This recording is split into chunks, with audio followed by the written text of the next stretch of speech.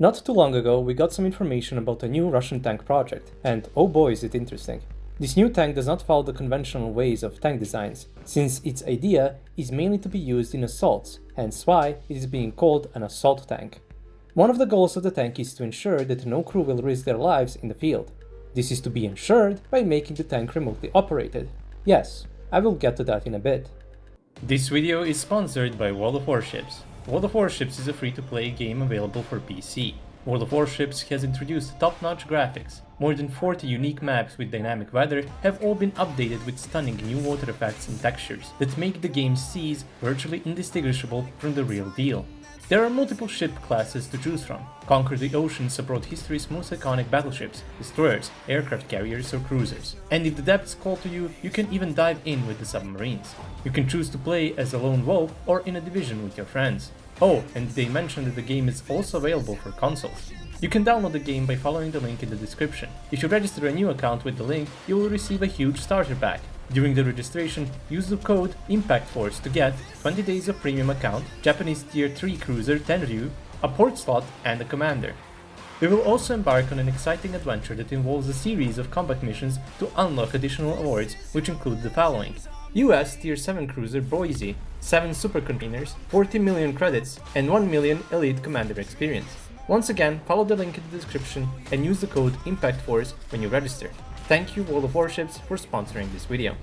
The first thing that you probably notice when looking at this tank is that the main gun is shorter than what we usually see on the Russian tanks. That is because the gun is made shorter for ease of maneuverability in tighter spaces like urban and forest areas, since the tank would work on closer ranges than what regular MBTs usually do. And it being remotely operated means that the situational awareness is much worse, since operators can work only using available cameras.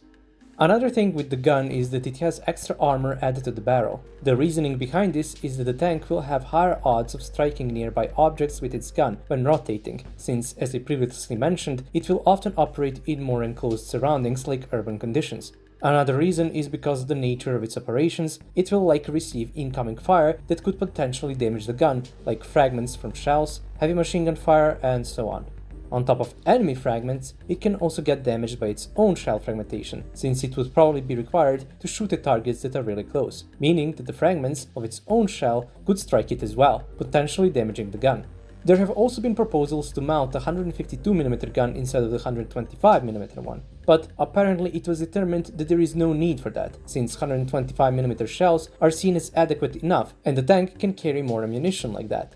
It also probably has to do with the fact that there would be no need to replace the carousel, since this tank would use the same AZ autoloader used by the T-72 tanks, meaning that the conversion to this new tank from the T-72 is cheaper and easier. There was also a proposition for the autoloader to be placed on the rear of the turret, which they themselves claimed is a better idea, since they want the tank to have increased mine protection, but it was probably also ditched for the same reason as the 152mm gun. Of course, the tank is proposed to be built on the T-72 chassis for the sake of manufacturing ease, and obviously because it would be much cheaper than to make a completely new chassis for the tank that does not need to protect anyone inside of it. However, the overall protection of the T-72 chassis is not great, especially on the sides and rear. Considering that the tank is meant to fight in close proximity to the enemy, it would mean that the enemy will have an easier time to flank it and engage it from the side. They did place heavy explosive active armor, which appears to be 4S24 on the sides, so the side protection is not that bad, especially when it comes to protecting against handheld rocket launchers. The biggest problem with this tank is that it doesn't appear to have any hard kill active protection system or any kind of proper roof protection, meaning that in urban scenarios, which is one of the main purposes of this tank, it can be engaged from the top and be neutralized with ease because of these shortcomings. On top of that, the operators have very limited awareness, meaning that the enemy will have easier time getting on its blind spots than they would with regular MBTs, meaning that the tank would have to rely quite a lot more on the infantry support than a normal tank would. It isn't clear what kind of ERA is placed on the front, but it is suspected to be some form of relict, probably utilizing smaller panels. The turret of the tank is very weirdly shaped. I don't know if the boxes on the front side are supposed to house some kind of armor like ERA, because on the side view of the box on the side, we can see that it looks like it has something inside of it, since it is not fully enclosed. Or it could be just empty storage boxes, but I'm more inclined to believe that that is some kind of armor, since they went through the effort to place armor over the mantlet that seems pretty reasonably thick, but we won't find out unless they release more information about the vehicle.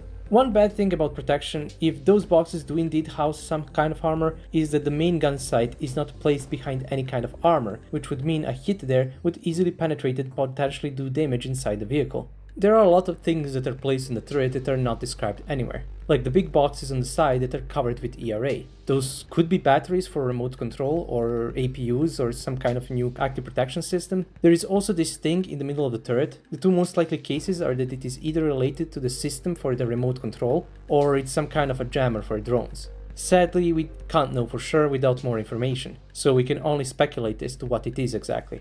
Nothing is said about the mobility of the vehicle. It will probably retain the same engine and transmission of the T-72 on whose chassis it's being built on. Aside from that, the only difference is the addition of a bulldozer so the tank could tear down trees and other obstacles when maneuvering through enemy positions. We also don't know in what way the tank is exactly being remotely operated. Maybe it is a similar system like the one used in the presentation with BMP-3, on which I made a video on a while ago. Go check it out if you want to know more about that. The only thing we know is that the range is said to be 3 kilometers, which is decent enough. We also don't know if there are one or more operators using the tank, but judging by the fact that there are cameras for both driver and gunner, it is very likely that there are 2 operators when one drives the tank and the other operates the main gun.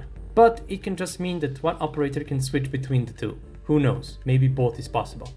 Now, why are there hatches for the crew on the vehicle if it is remotely operated? Well, it is possible that they might implement a manual mode as well, for the tank to be operated by the crew like a normal tank. But in that case, where are the periscopes? How would the crew look outside of the tank? Another thing I've seen people speculate is that the hatches might be there to load the ammunition in the tank. But if that was the case, why not just make some bigger access hatch on the top of the turret, like on the T-14 Armata? And why make the turret so big?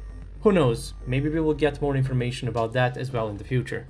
The thing is that this is not the first design of this kind that comes from Russia. Back in 2018, they revealed the tank with the same purpose that was proposed to be built on a T-72B3 chassis.